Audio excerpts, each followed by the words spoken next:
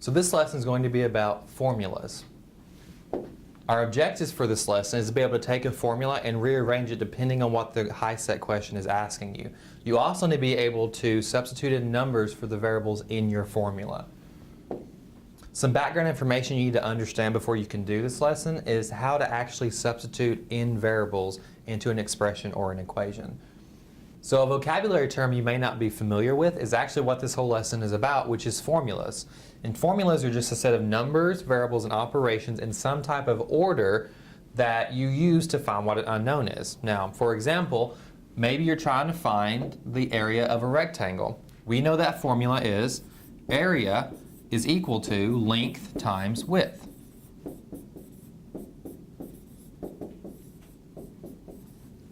If I knew what length and width were, I could put those numbers in there and I'd have the ultimate goal of solving for the area. So what makes formulas maybe a little different than your normal equations is that formulas are set up to solve for something specific. So for example, this is an area formula because it's solving for an area. So something we need to clarify before we really get into this lesson is that a question may give you a formula. For example, let's look at that rectangle formula again.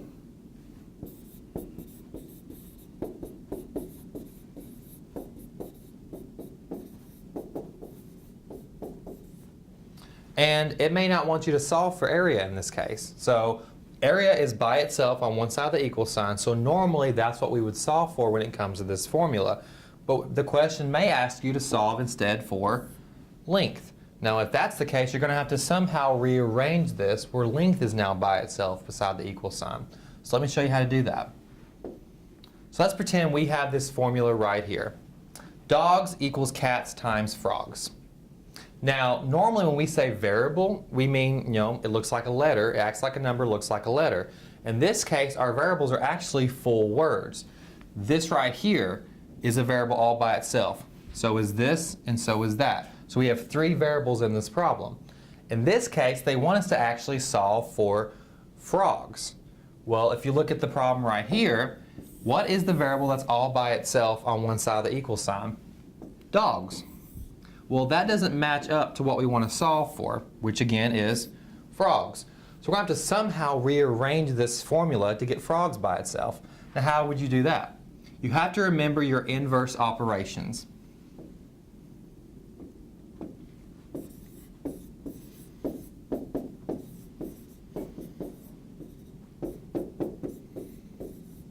We first look at the variable we want by itself, which again is frogs, and we say, okay, what is stopping frogs from being by itself? Well, it's the other variable on that side, which is cats. And we next ask ourselves, well, how is cats affecting frogs? It's being multiplied by it. And what's the opposite of multiplication? Division. So to get rid of cats, we're going to have to divide by it. Same thing on top, same thing on bottom. They're going to go away. And now we're going to have frogs left all by themselves. Now, this equal sign is again a law. What you do to one side, you have to do to the other. So if I divide that by cats, I also have to divide dogs by cats. And now I'm left with this. So again, the formula originally had dogs all by themselves on one side of the equal sign. Therefore, the formula was set up to solve for dogs. Whatever's by itself is what it should be solving for. But the question wanted us to solve for frogs. So that means we had to rearrange that whole thing to get frogs by itself. And once we do that, we end up with frogs by itself, and now it's equal to dogs divided by cats. So now let's actually look at some high-set problems you could actually see on the test, because I doubt the test is going to talk about dogs, cats, and frogs. So high-set practice number 1. Efficiency is equal to output power over input power. Before we even look at the problem at hand, let's first decide, well, what is this exactly solving for? What's by itself? Efficiency. So this formula is set up to solve for efficiency. Let's see what the question is asking for, though. If efficiency is 5 and the input power is 10 watts, what is the measure of the output power? So there's a bit of a disjuncture here. The question wants us to solve for output power, but our formula is set up to solve for efficiency. So we're going to have to rearrange that formula to get what we want. So let's look at the formula.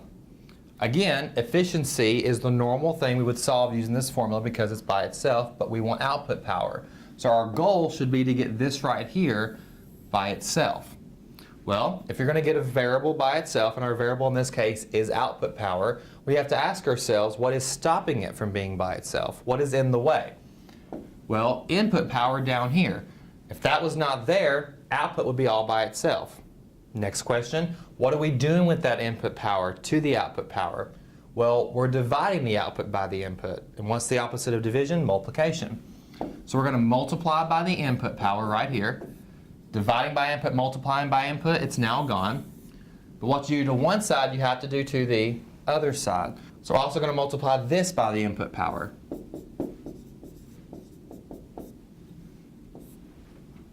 Now output's now by itself. And it is equal to input times efficiency. So let's go back to the problem. It says, what is the measure of the output power? We know the efficiency is 5. So now I'm going to substitute in 5 for the efficiency. And we know the input is supposed to be 10. So I'm going to substitute 10 in for the input. We end up with 10 times 5 equals our output. And what is 10 times 5? 50. So therefore, 50 is our output. So let's go back to the question. The answer is C. Now for these other answers, it comes down to not setting up the formula correctly. What if we had done 10 divided by 5 instead of 5 times 10? We would have got 2. What if we had done 5 plus 10 instead of 10 times 5? We would have got 15. So it was using the wrong operation. That's how they got those incorrect answers. So we know the answer is 50. Now I want to clarify something to you. The whole reason that we did the rearranging of the formula is sometimes the question is not going to say, hey, what's the answer? It may say, how would you find the answer? So in that case, the answer would have been, hey, to find output, we have to do input times efficiency, and that would be your answer. But there's another way to approach this problem if you want to that does not involve you having to go about rearranging the formula in the beginning. And that is just substituting the numbers in and solving it that way. And you may have done that before. So for example, this is still our formula. Our efficiency is 5, so I'm going to put 5 in for efficiency right there. Input power is 10, and we don't know output. So I end up with something just like this. Now, we know that we're solving for output, so we want to get everything around it gone. The opposite of dividing by 10 is multiplying. What you do to one side, you do to the other. And now we know that the output is 10 times 5, so the output power, again, is 50. Again, that may feel simpler, it may feel shorter, which if this is the problem at hand, you can do that if you want to. But again, you need to understand how you would rearrange that formula to get it, because that could be the question they would ask. So let's do another practice problem just to cement this. The area of a triangle is 30 meters squared, and the height is 12 meters. What is the measure of the base of the triangle? Now this question involves you having to know a little bit of background knowledge or to be able to look at your formula sheet. We have to know what the formula is for solving for the area of a triangle, because that's what this question is all about. So the actual formula for the area of a triangle is area is equal to 1/2 times base times height. Now let's look back at the question. It says, what is the measure of the base of the triangle? So we want to know what the base is. So therefore, we need to rearrange our formula to solve for base. So looking at this, I want to get this right here by itself. There's two things in my way. There's this 1/2 and this height. Now what am I doing with the height? I'm multiplying by it. So what would the opposite of that be? Dividing. So I'm going to divide by height. That is now gone. And what I do to one side, I have to do to the other because of that equal sign. So I'm also going to divide area by height. This is our formula so far. Now we still want to get base by itself, but guess what? It's still not by itself. We're still multiplying it by 1/2. Now there's something special we can do right here to make things feel a little simpler. We're doing 1/2 times base.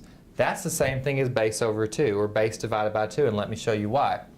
We're doing 1/2 times base. Well, anything by itself is always over 1. So that can be thought of as base over 1. 1 times base is just base, and 2 times 1 becomes 2. So therefore, 1/2 times base is the same thing as base divided by 2.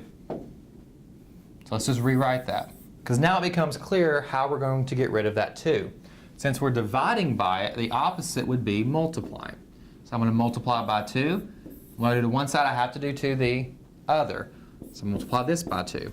My final answer is 2 times area divided by height is equal to base. So as another quick reminder, this was our original formula. We wanted to solve for base, so therefore we got base by itself. So we're going to have to do 2 times the area and then divide it by height to get our final answer. So let's look back at our problem. It says the area is 30 and the height is 12. So we're going to do 2 times 30 divided by 12. 2 times 30 is 60. 60 divided by 12 is 5. Our answer is 5, so the length of the base is 5 meters. So the correct answer is A. So where do these incorrect answers come from? It comes from us rearranging that formula incorrectly. So to close out this lesson, to look at the moral of the story, when you're giving a formula, the formula is equal to something specific. That's what the formula is made to solve for. Well, if for some reason they want you to solve for a different part of the formula, you're going to have to rearrange it to figure that out. Now, the reason why we need to do that is sometimes they're going to ask you for the setup to solve it and not just, hey, what's the answer? So in that case, you need to rearrange it to know what the setup's going to be.